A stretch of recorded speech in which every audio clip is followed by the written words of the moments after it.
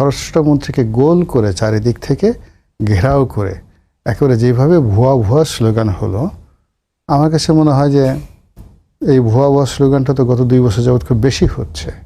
এবং ওখানে ঘোষণা দেওয়া হলো যে একজনকে এখন মৃত্যুদণ্ড কার্যকর করা হবে। তো ওখানে মৃত্যুদণ্ড কার্যকরের নিয়ম হচ্ছে সবাই চারপাশে দাঁড়ায় গোল হয়ে মাঝখানে ওই মৃত্যুদণ্ডটা কার্যকর করা হয়। তাহলে এই যে লোকেরা সবাই দেখছে, এই দৃশ্যমান করে শাস্তি দেওয়ার মধ্য দিয়ে এটাই প্রমাণ করা হয় যে মানুষ যাতে আর এই অপরাধ করার জন্য কি না হয়, উৎসাহী বা ইয়া না হয়। নাসিরউদ্দিন পাটোয়ারিকে আমি পার্সোনালি পছন্দ করি। সেই আগের মতো চাঁদাবাজি হচ্ছে এখন। আপনি দেখেন তো, এই যে ঢাকা শহরে যে ডেইলি কারণ বাজার থেকে নাকি 60 লাখ টাকা মুরগির দোকান থেকে চাঁদাবাজি করছে। আচ্ছা বলেন তো, এই চাঁদাবাজি কি এনসিপির কেউ করছে? এই বসুন্ধরার কালারিকণ্ঠের বিরুদ্ধে 2010 সালে 200 কোটি টাকার মামলা করেছে। এখন আমি সেই বসুন্ধরার পত্রিকায় সম্পাদকীয় লিখে পার লেখার জন্য আমি 10,000 টাকা করে পাই।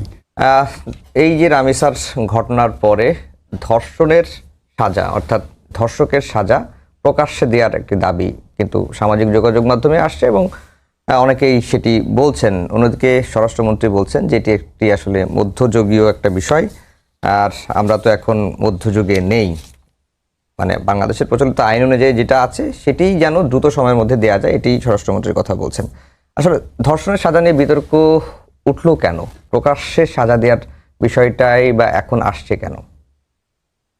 প্রথমত হলো যে আমাদের সাম্প্রতিক সময়ে সেন্সিটিভ যে অপরাধগুলো রয়েছে সেই অপরাধগুলো গাণিতিক হারে বাড়ছে।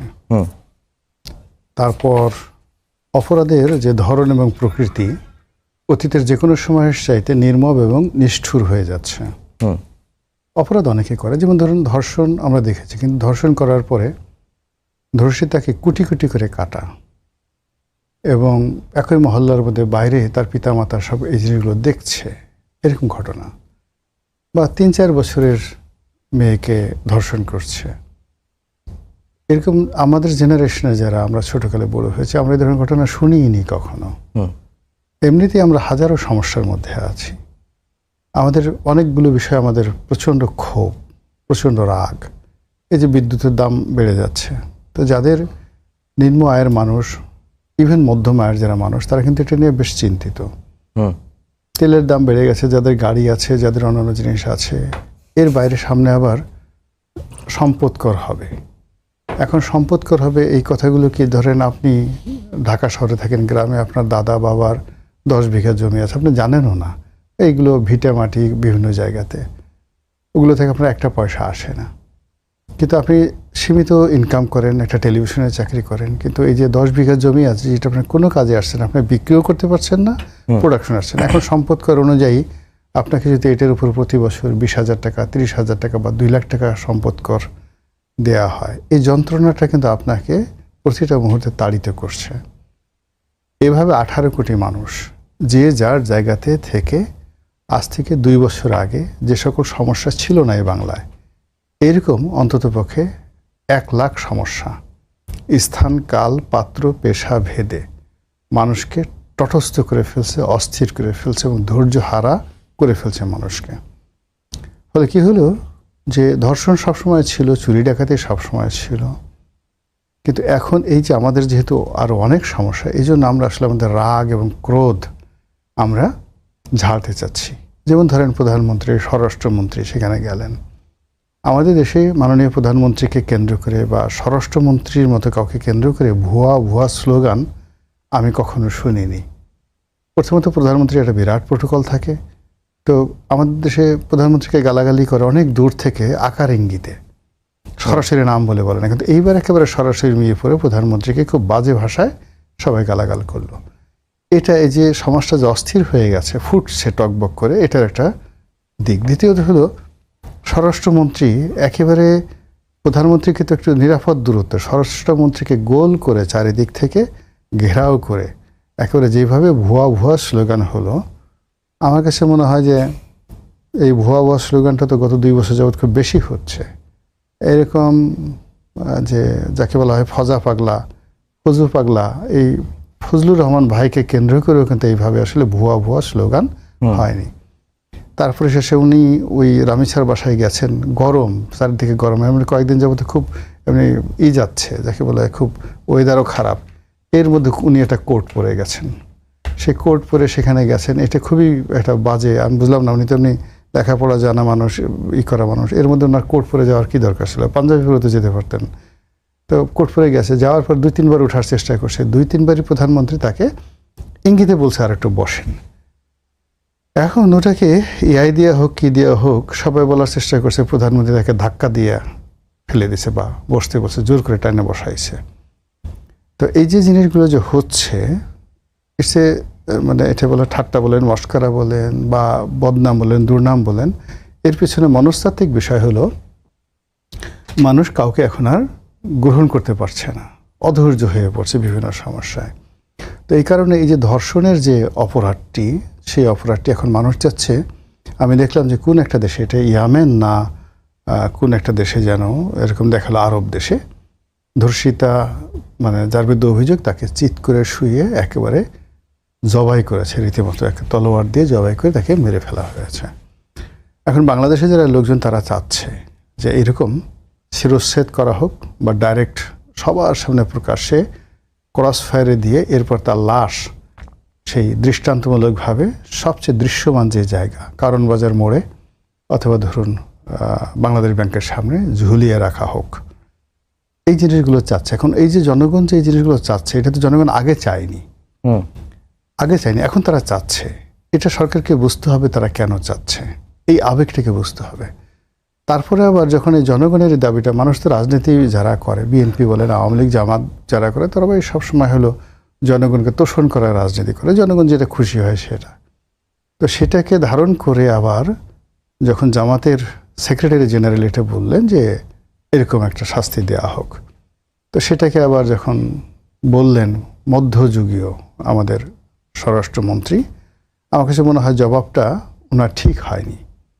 এই জবাবটা ঠিক হয়নি। এর কারণ হলো যে রাজনীতি তো পলিটিক্স, রাজনীতি মিনস এখানে পলিটিক্স। এখানে জামায়াতের যে সেক্রেটারি তিনি যেটা করেছেন, তিনি আসলে যে খুব বেশি এই ধর্ষণের শাস্তি চাচ্ছেন, নট লাইক দ্যাট, তিনি এই পুরো বিষয়টাকে নিয়ে পলিটিক্স করেছেন। তো সেটার পলিটিক্সের জবাব আবার সালাউদ্দিন সাহেবের মতো একজন প্রাজ্ঞ লোক সেটা পলিটিক্স করতে পারতেন, তিনি না করে যখনই মধ্যযুগের এই কথাটা বলছেন, উনি আবার পাল্টা পলিটিক্স করে বলছেন যে এটা তো মোহাম্মদ রসুল্লাহ সাল্লাল্লাহু আলাইহি সাল্লামের যে সুন্নত, তার যে হুকুম, তার যে হাদিস, এটার সরাসরি বরখেলাফ। এখন উনি কি মুসলমান আছেন?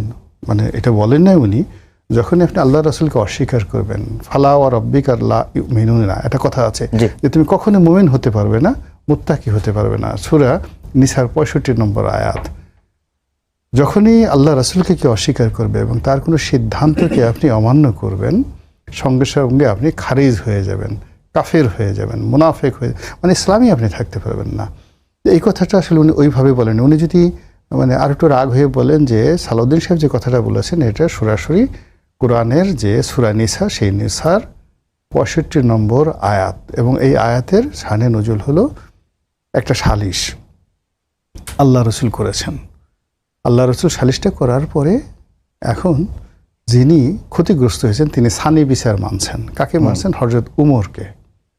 তো হযরত উমরকে যখন সানি বিচার মানছেন, হযরত উমর বলল যে তুমি কি আল্লাহ রসুলের বিরুদ্ধে আমাকে সানি বিচার মানছো? বলে হ্যাঁ আমি আপনাকে মেনেছি। বলে তো একটু দাঁড়াও বলে সে ঘরের মধ্যে গেছে, গিয়ে তলোয়ারটা নিয়ে একটা কূপ দিয়ে গলাটা একদম মানে নামিয়ে দিয়েছে। আর কোনো কথা নেই। সঙ্গে সঙ্গে মদিনাতে সবাই বলে একজন মুসলমান হত্যা করেছে। তখন এই যে কোরআনের 65 নম্বর আয়াত নাজিল হয় যে যেই মুহূর্তে সে আল্লাহ রাসূলের বিচারকে অস্বীকার করেছে, সিদ্ধান্তকে অস্বীকার করেছে, সঙ্গে সঙ্গে সে আর মুসলমান নেই। সে মুসলমান যখন থেকে যখন চলে যায় সে মুরদাদ হয়ে যায়। আমি 1 মিনিট শেষ করে নেই। মুরদাদ হয়ে যায়, আর যখন মুরদাদ হয়ে যায় তার কল্লা নামানো মানে তাকে খুন করাটা যায়, যেটা তো কোরআনের কথা। এখন এগুলো নিয়ে আমাদের দেশে তো ধর্ম এখন একটা দক্ষিণপন্থী ধর্মের একটা উত্থান চলছে। ফলে সালাউদ্দিন সাহেবকে নিয়ে এই ধরনের কথাবার্তা যদি ইসলামপন্থীরা শুরু করে দেয়, তাহলে আবার আমাদেরকে হয়তো এই টকশোতে এসে কি বলতে হবে, আই ডোন্ট নো। জি মঞ্জু ভাই, জামায়াত বা যারা এই ধর্ষকের শাস্তি প্রকাশ্যে মৃত্যুদণ্ড চাচ্ছে, তারা কি আসলে জনগণের হয়ে কথা বলছে নাকি রাজনীতি করছে? আর যেটি 54 বছরে তো আমরা ইসলামী শরিয়া আইনের বিষয়গুলো তো আমরা ফলো করছি না, তাহলে কি আমরা সবাই খারিজ হয়ে যাচ্ছে? আমাদের সমস্যাটা কি শাস্তি গোপনে হচ্ছে কোনো কিছু? না, আমাদের এখানে তো গোপনে কোনো শাস্তি হচ্ছে না, বরং শাস্তিই হচ্ছে না। মানে সত্যিকার অর্থে যেটা আমাদের যে ক্ষোভ বা সংকট, সেটা তো হচ্ছে আমরা তো শাস্তি দেখতে পাচ্ছি না, রকমের প্রক্রিয়া দেখতে পাচ্ছি। একটা জিনিস হচ্ছে, এটা খুবই যুক্তিতর্কের ব্যাপার, যে প্রকাশ্য শাস্তি মানে কি।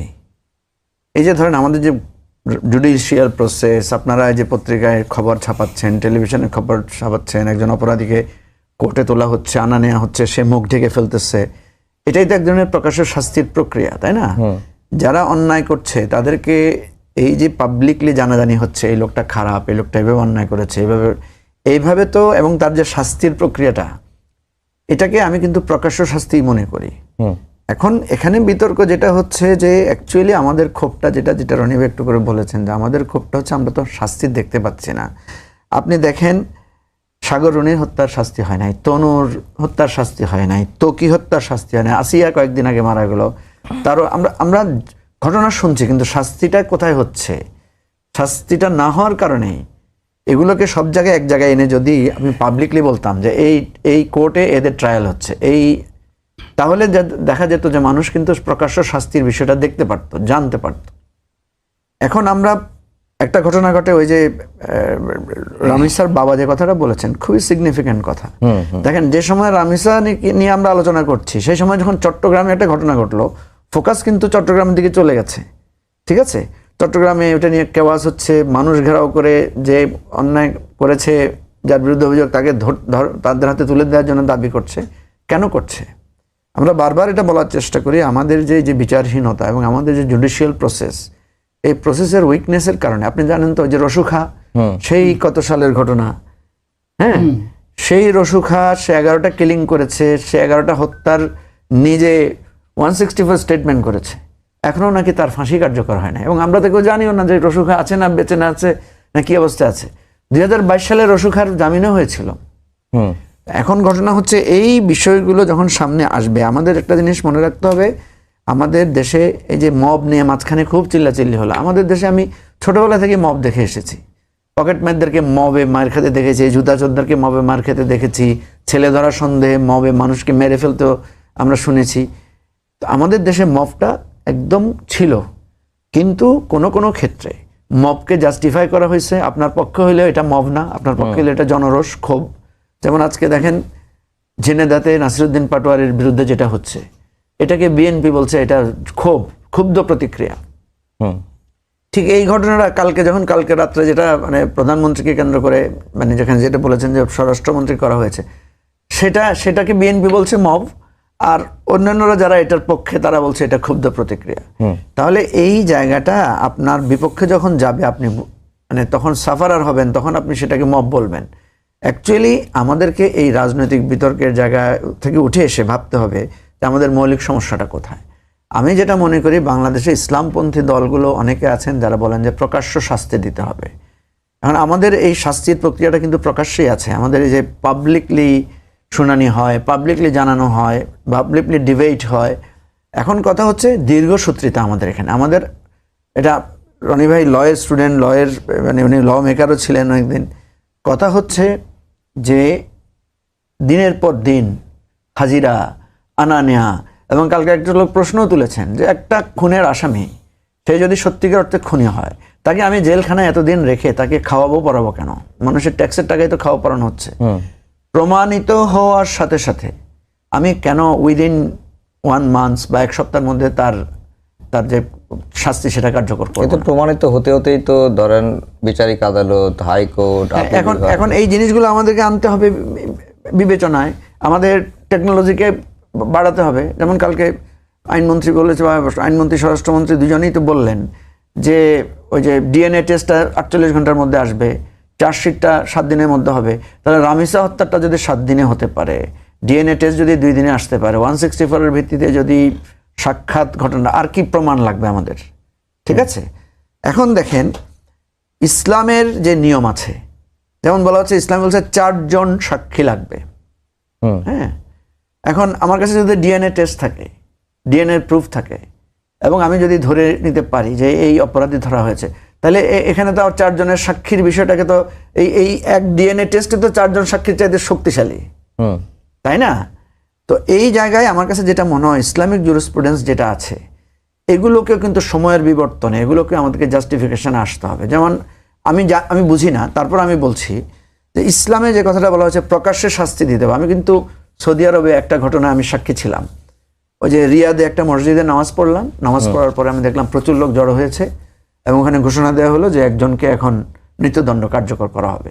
তো ওখানে মৃত্যুদণ্ড কার্যকরের নিয়ম হচ্ছে সবাই চারপাশে দাঁড়ায় গোল হয়ে মাঝখানে ওই মৃত্যুদণ্ডটা কার্যকর করা হয়। তাহলে এই যে লোকেরা সবাই দেখছে, এই দৃশ্যমান করে শাস্তি দেওয়ার মধ্য দিয়ে এটাই প্রমাণ করা হয় যে মানুষ যাতে আর এই অপরাধ করার জন্য কি না হয়,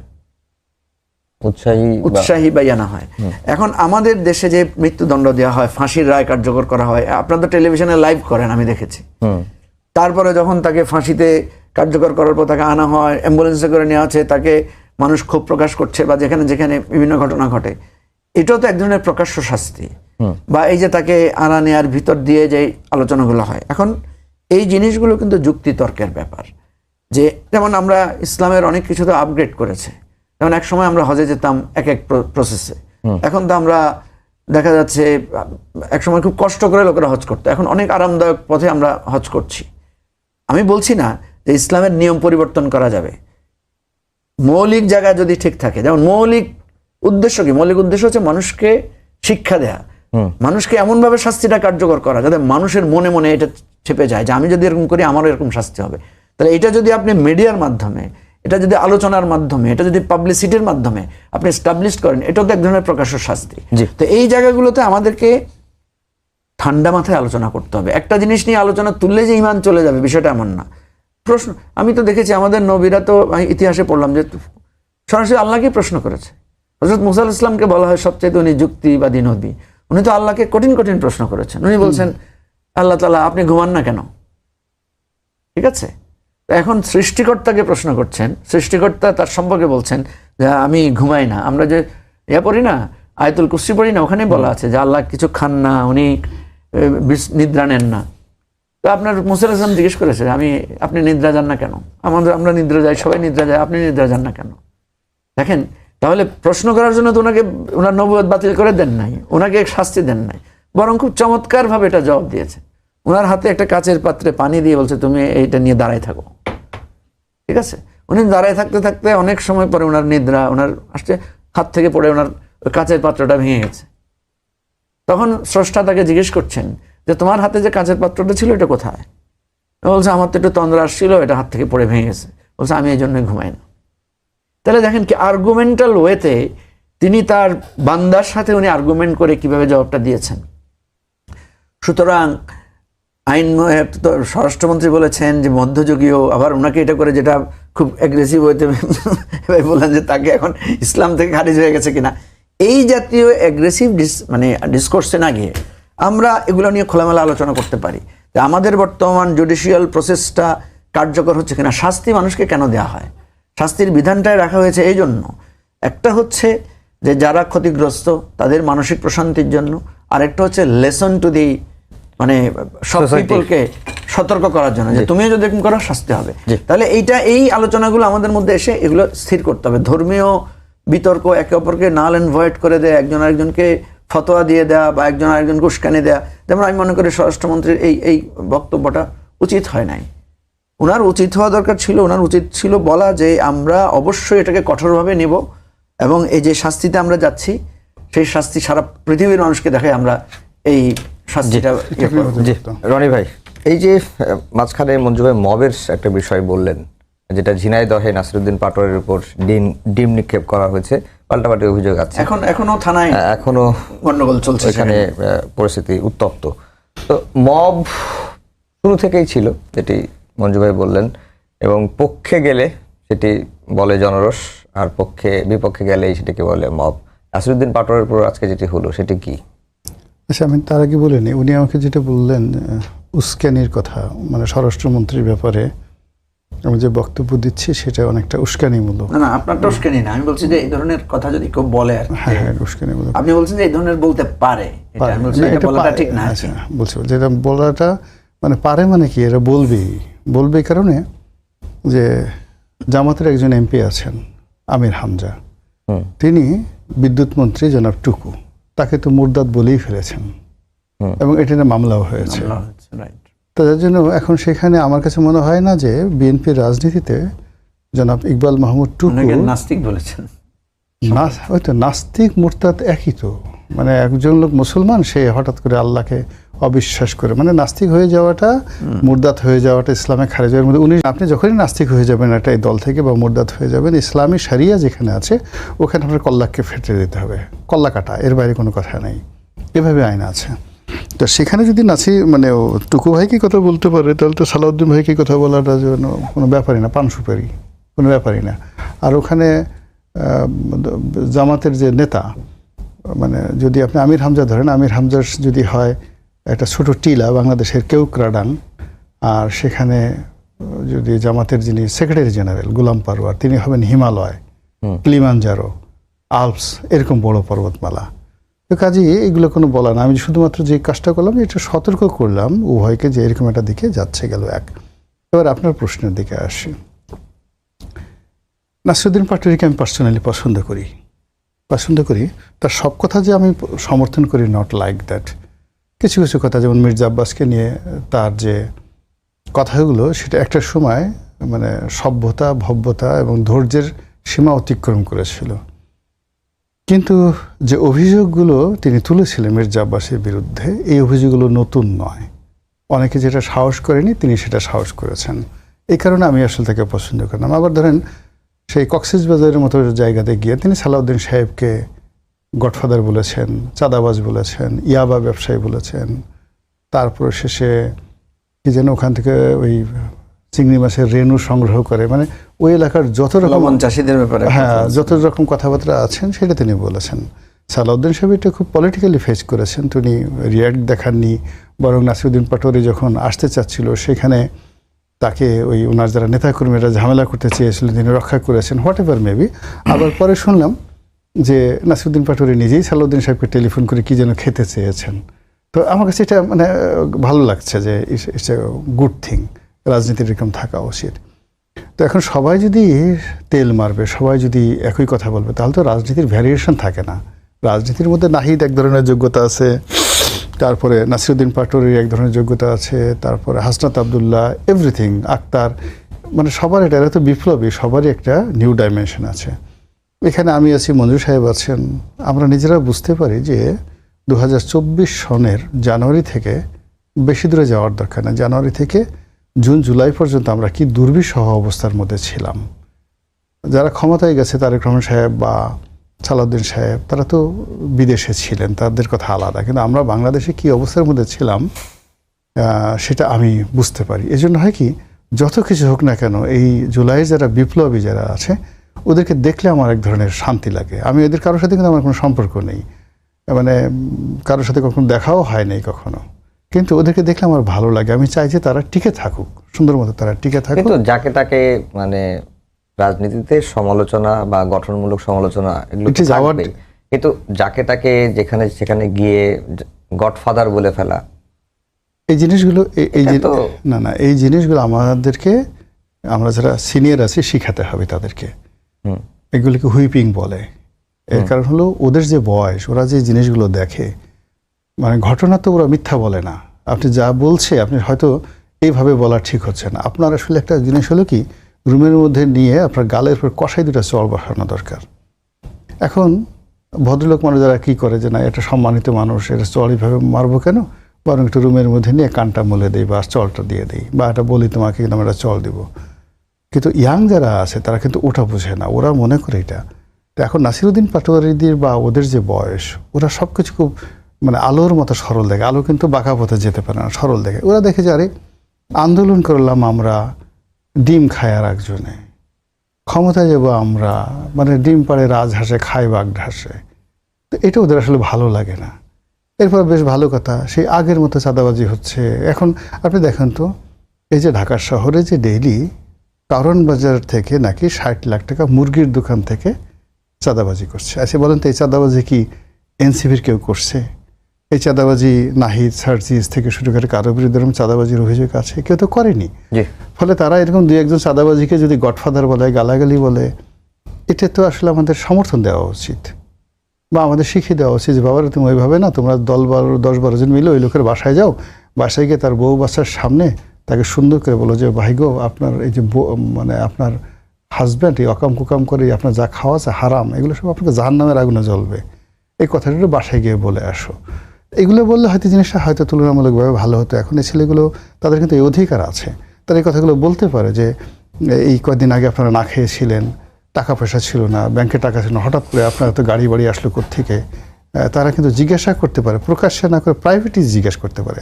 এবং আমি দেখি যে আমাকে যদি কেউ প্রাইভেটলি মানে জিজ্ঞাসা করে আমার বাসায় গিয়ে আমার ছেলে মেয়ের সামনে যে মিস্টার রনি আপনি টাকা পাইলেন কোথায় বলেন তো, আপনি তো কয়েকদিন আগে ভিক্ষুকের মতো ঘোরাফেরা করলেন, আমার একটু হিসাব দেন, আমি কিন্তু খুব লজ্জা পেয়ে যাবো, ভয় পেয়ে যাব। কিন্তু যদি আমাকে টেলিভিশনে এসে কেউ গালাগালি করে, এই গোলাম মোল্লা রনি অমুকের ছেলে কোথায় টাকা পেলো, ওটা আমার গায়ে লাগবে না। তো এই জিনিসগুলো আসলে আমরা যারা একটু ওদের তুলনায় অগ্রজ আছি, আমাদের উচিত হলো ওদেরকে গাইড করা। কিন্তু আমরা যদি কোনো অবস্থায় ওদেরকে হারিয়ে ফেলি, সমাজের যে সাউন্ড আছে সেই সাউন্ডটা নষ্ট হয়ে যাবে। এখন আমি একটা মিনিট শুধু বলে যাচ্ছি, পাটোয়ারি কাউকে ডিম মারেনি, পাটোয়ারি কাউকে চাপাতে দিয়ে কোপ দেয় নাই। পাটোয়ারি যে জিনিসটা আছে কথা বলছে। আপনি পাটোয়ারিকে শাস্তি দিতেছেন, তাকে কথা বলেন, তার বিরুদ্ধে কথা বলেন। যে যেরকম অস্ত্র, আপনি একজন লোক কলম নিয়ে আসছে, আপনি তার বিরুদ্ধে খুন্তা নিয়ে লাফিয়ে পড়বেন। আপনি একজন লোক মেসোয়াক নিয়ে দাঁত মাজতেছে, আপনি বলবেন যে তুমি আমাকে মেসোয়াক দিয়ে ভয় দেখাতে, তোমার আমি তীর মারবো। এভাবে তো হয় না। যে যেই কাজগুলো করে তাকে সেভাবেই মোকাবেলা করেন। মঞ্জু ভাই, যেটি হুইপিং কমেন্টের কথা বললেন, যে পাটোয়ারির বা যারা এই ধরনের কথা বলেন তাদেরকে আসলে আপনারা যারা অগ্রজ আছেন তাদের শেখানো উচিত, আসলে কি তাই? দেখেন, এবারকার যে এই কথাগুলো নিয়ে বারবার হচ্ছে কথা, পাটোয়ারির স্পেশালি পাটোয়ারির ব্যাপারটা নিয়ে, পাটোয়ারি যে সমস্ত কথাবার্তা বলছেন অ্যাগ্রেসিভ ওয়েতে বা ট্রল করে কথা বলছেন, এটাকে আমরা যদি একটা ট্রেন্ড আকারে ধরি, তরুণদের একটা ট্রেন্ড। এখন একই কথা আমি যখন বলছি আমার ভালো লাগছে, যখন আপনার বিরুদ্ধে বলছে একই কথা যখন আমার বিরুদ্ধে বলে তখন আমার ভালো লাগে কিনা, এটা হলো প্রশ্ন। এখানে একটা বিরাট দ্বিমুখিতা আমি দেখি আমাদের পলিটিশিয়ানদের মধ্যে। যে কথাটা রনি ভাই বললেন নীতিগতভাবে একটা কথা, যে পাটোয়ারি তো আমি বলছি যে সে মুখ দিয়ে কথা দিয়ে সে এক ধরনের আক্রমণ করছে।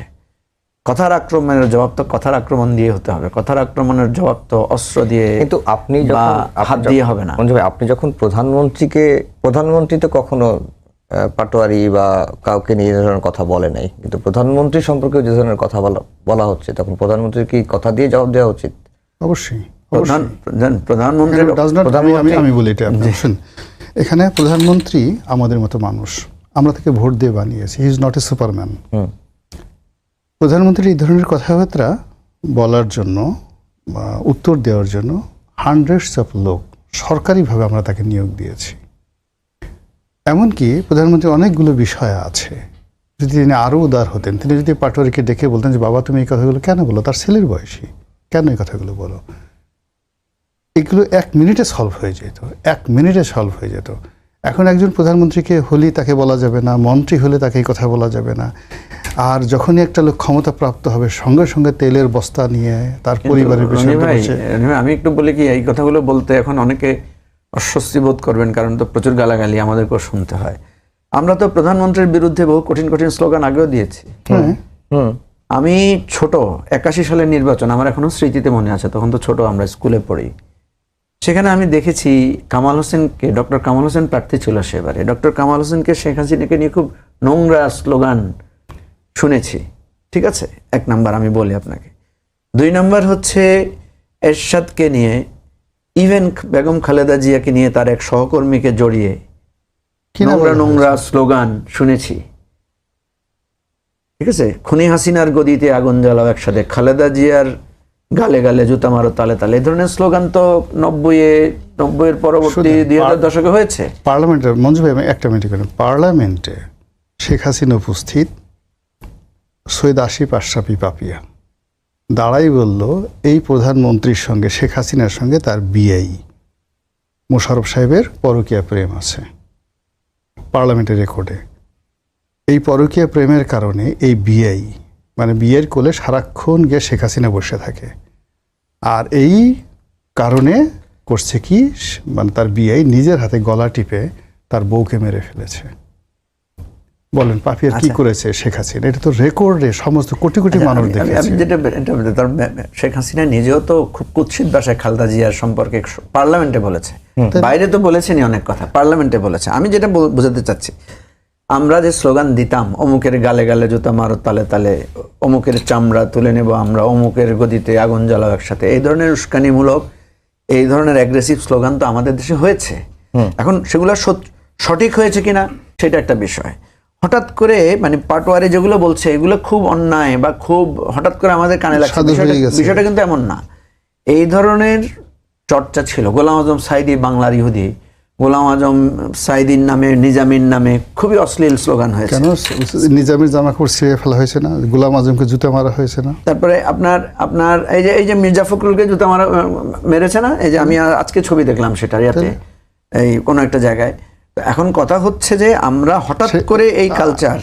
আর একটা জিনিস বলে নিই, শেখ হাসিনা গেছে বিরোধী দলীয় নেতা, তার ট্রেন আক্রমণ করে ঢিল মারে তার মাথা ফাটাই দিছে না? এই যে যেখানে যে নাসিরুদ্দিন পাটোয়ারি সেখানে গেছে। আফজাল, আপনি তো এইটুকু আপনি রিপোর্টিং করেছেন, তাই না? আপনি বলেন, মানে আমি রনি ভাই যেভাবে অবলীলায় বলতে পারে আমার একটু বাধে আর কি। বেগম খালেদা জিয়াকে নিয়ে, তারই একজন সহকর্মীকে নিয়ে খুব নোংরা কথা বিএনপি বলেছে, আওয়ামী লীগ বলেছে। আবার শেখ হাসিনাকে, মানে তার কোনো একজন সহকর্মী রেন্টুকে নিয়ে, রেন্টুর ফাঁসি চাই, বই ছাপাইছে না। এখন কথা হচ্ছে রাজনীতিতে যারা ক্ষমতায় থাকে, যারা পরিবর্তনটা থাকে, হ্যাঁ, এখন কথা এই যুক্তিটা আপনাকে তুলতে হবে যে আমাদের যে ভুলটা হয়েছে, আমরা অনেক করেছি, এরশাদের বিরুদ্ধে আন্দোলন করেছি, বিএনপির বিরুদ্ধে আন্দোলন করেছি, আওয়ামী লীগের বিরুদ্ধে আন্দোলন করেছি। অতীতে এই ধরনের উত্তেজনামূলক স্লোগান আমরা দিয়েছি, একজন আরেকজনকে করে দিচ্ছি। আমাদের একটা জায়গায় আসা উচিত ছিল যে এটাকে আমরা কন্টিনিউ করব নাকি থামাবো। আপনি দেখেন আমাদের এখন নতুন ফেনোমেনা দেখা দিয়েছে, এআই বানিয়ে বিচ্ছিরি সবাই সবার সম্পর্কে করছে। অবাক হয়ে যাই আমি যখন বিএনপি লোকদের সাথে বসি, ওনারা অবলীলায় অস্বীকার করেন যে আমাদের কোনো বট বাহিনী নাই। আবার জামাতের লোকদেরকে যখন আপনি জিজ্ঞেস করবেন, জামাতের লোকেরা বলবে যে না, আমরা তো কোনো বট বাহিনী যা চিনিই না। তো আপনি বিএনপির একটা লোককে আমি বলি যে আপনি আজকে পত্রিকায় বা ফেসবুকে লিখেন যে আপনি আজকে থেকে বিএনপি করেন না বা বিএনপি পদ থেকে পদত্যাগ করেছেন, এটা লিখে দেখেন, তারপরে বুঝবেন বিএনপির বট বাহিনী আছে কিনা।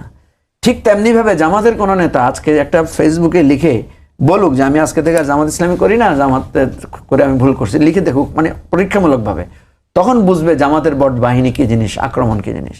এই জন্য আমার কথা হচ্ছে যে নাসিরুদ্দিন পাটোয়ারিকে যখন ছাত্রদলের ছেলেরা ডিম মারে, ঘেরাও করে, এইটা যখন এদের কাছে খারাপ লাগে, তেমনিভাবে সালাউদ্দিন সাহেব যদি কোথাও যায়, সেখানে যদি দলীয়ভাবে করা হয়, আমি মনে করি কালকে সালাউদ্দিন সাহেবেরকে মানে যেভাবে ভুয়া স্লোগান দিয়েছে, সেখানে শুধু দলীয় ছিল লোক, আমার কাছে মনে হয় না। আমার কাছে কিছু মানে সাধারণ জনগণকেও আমার সেখানে দেখেছি। এখন তো মহা মুশকিল, কারণ কোনটা সাধারণ জনগণ, কোনটা দলীয় লোক, এটাও তো বোঝা। আর পাবলিক যে কোনো সুযোগ পাইলি আরাম পেয়ে লাগায়।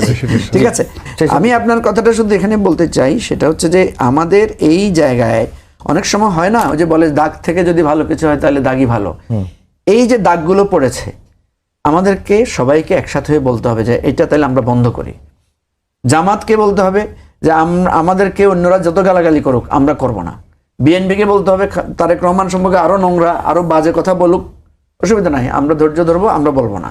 এইরকম একটা মানে বাইলেটারাল এগ্রিমেন্টে সেলফ একটা মানে এটাকে কি বলে, মানে মানসিকভাবে প্রস্তুতি না নিলে এটা থামানো যাবে না। জি রনি ভাই, আমরা শেষের দিকে চলে এসেছি, 2 মিনিট সময় আছে। যে বট বাহিনী তো ধরেন বিএনপিরও আছে, জামাতেরও আছে, অন্য দলগুলো থাকতে পারে, তো বট বাহিনী সবার আছে, এটাই পরিষ্কার, কিন্তু বাহিনীর সংখ্যা কার কত ডাজ নট ম্যাটার। আমি এগুলো নিয়ে কখনো চিন্তা করি না। আমি দেখেন সাইবার বুলিং বলতে যা বুঝে, এটা আমার বিরুদ্ধে কম হয়নি। 2 নম্বর হলো যে মূলধারার মিডিয়া, গণমাধ্যম, এই যে দেখেন আপনার এই মিডিয়াতে আওয়ামী লীগ জামাতে আমার বিরুদ্ধে না হয়েছে এমন কোনো কাজ নাই, কিন্তু আমি সেই মিডিয়াতে এখন সবচেয়ে বেশি এখন আসছি। মূল ব্যাপার হলো যে you must be confident on your quality. আপনি যদি আপনার কোয়ালিটির ব্যাপারে শিওর থাকেন এবং আপনাকে নিয়ে কে কী বললো না বললো, তার সাথে আপনার বন্ধুত্ব হয়ে যেতে পারে। আমি আমার বিরুদ্ধে সব পত্রিকাগুলো লিখেছি, আমি মামলা করেছি অনেকগুলো পত্রিকার বিরুদ্ধে। এই বসুন্ধরার কালের কণ্ঠের বিরুদ্ধে 2010 সনে 200 কোটি টাকার মামলা করেছে। এখন আমি সেই বসুন্ধরার পত্রিকায় সম্পাদকীয় লিখে পার লেখার জন্য আমি 10,000 টাকা করে পাই। তো এটা তো মানে সেই অবস্থাতে মূল ব্যাপার হলো যে রিলেশনটা ডিফারেন্স হলো যে I must have the quality. এখানে বট বাহিনী কি বললো বা না বললো, বট মিনস গোপন একটা বিষয়, বট মিন ভুয়া একটা বিষয়। আমি একটা জেনুইন মানুষ, আমার একটা অস্তিত্ব আছে, আমার একটা ফিজিক্স আছে, আমার একটা কেমিস্ট্রি আসছে, মানে কেমিস্ট্রি মানে আমার প্রাণ আছে, ফিজিক্স মানে আমার একটা আকৃতি আছে। তো সেখানে যার কোনো আকার নাই, আকৃতি নাই, যাকে দেখা যায় না, তার ভয়ে আমি তটস্থ হয়ে চিত হয়ে পড়ে থাকবো, এটা আমি মনে করি আমার দুর্বলতা। বট বাহিনীকে লেট দেম ওয়ার্ক, তারা নতুন একটা আবিষ্কার, তারা তাদের মতো কাজ করুক। আর তারেক রহমান সাহেব বলেন, বিরোধী দলের শফিকুর রহমান সাহেব বলেন, তারাও তাদের কাজ করুক। সময়ে দেখবেন যে ভালো করবে সেই বিজয়ী হবে। এটাই হলো দুনিয়ার নিয়ম। জি, ভোট বাহিনীর মানে এটা তো প্রভাব তো পড়ে রাজনীতিতে, তাই না? হ্যাঁ, প্রভাব পড়ে। ধরেন একটা সময় বট বাহিনী বা এই যে গোপন জায়গাটা কেন শুরু হয়েছিল, শেখ হাসিনা যখন আমি আপনার বিরুদ্ধে কিছু যখন প্রকাশ্যে বলতে পারছি না, তখনই দেখবেন আমি একটা গোপন ছদ্মনাম বা বাইরে থেকে একটা বট আইডি তৈরি করে আমি সেটা করছি। এটা আওয়ামী লীগ আমলে, শেখ হাসিনার আমলে প্রাসঙ্গিক ছিল হয়তোবা, কিন্তু এখন এই জায়গাটায় আমাদের আসতে হবে যে আমরা যেহেতু এখন প্রকাশ্যে সমালোচনা করতে পারছি। যেমন আপনি কালকে স্বরাষ্ট্রমন্ত্রীকে, আইনমন্ত্রীকে বা স্বয়ং প্রধানমন্ত্রীকে ভুয়া ভুয়া বলার এই যে রেওয়াজটাকে, এটাকে আপনি কিন্তু পজিটিভলিও দেখতে পারেন যে গণতান্ত্রিক জায়গাটা এতটুকুতে আসছে যে মানুষ সাহস করে প্রধানমন্ত্রীকে সামনাসামনি ভুয়া বলতে পারছে। এবং প্রধানমন্ত্রী এটা নিয়ে কোনো, আমি দেখি নাই যে প্রধানমন্ত্রী এটা নিয়ে কোনো অস্বস্তি রিয়াকশন দিয়েছেন কিনা। এটাকে এক দৃষ্টিতে আপনি সেটাও বলতে পারেন। আরেকটা জিনিস আমি সবসময় বলি, যেটা উনি একটু করে বলেছেন যে নাসিরুদ্দিন পাটোয়ারি, বা আপনি বলেছেন নাসিরুদ্দিন পাটোয়ারি, নাসিরুদ্দিন পাটোয়ারিকে এটা মনে রাখতে হবে, তুমি যেমন আরেকজনকে জি চাঁদাবাজ বলে বলতেছো, তোমাকে কিন্তু ওই যে ডারবি নাসির বা বাজে নামে বলতেছো, সুতরাং এটাও খেয়াল রাখতে হবে।